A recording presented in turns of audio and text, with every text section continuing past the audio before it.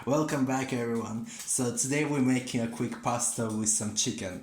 All you need is some pasta, oil, salt and pepper, heavy cream, white mushrooms, butter, some sliced chicken, diced onion and some garlic. So you need a high pan for your sauce and the meat, and we have some water boiling for the pasta, so we're gonna cook it at the same time.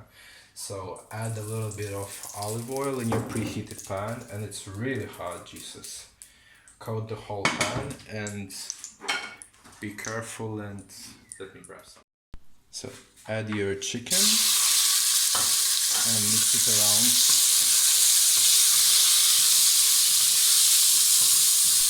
around. Then add in your mushrooms. They're gonna shrink anyway, so the more the better. Yeah, that's it.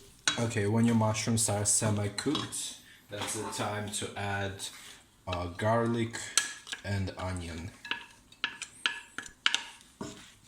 and saute it on a medium heat for about 3 to 5 minutes. Okay, now that everything is more or less cooked, we add a little bit of a butter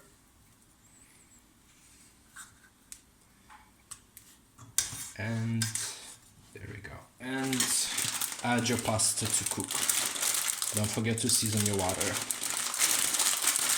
Okay, the final step is add your cream. You can use a whole bottle, a small one. Okay. Mix it well and leave it on the low heat for about maybe 5 minutes. Okay, then drain your pasta and add it to the bowl. If there's a little bit of water, then it's okay because it's gonna help with the sauce. Mix it all together and leave it for about 10 minutes off the heat, so all the flavors get together and absorb into the pasta. So here's the final result, the quick pasta with the chicken. Make sure to give it a like and try it for yourself at home. See you next time. Bye bye.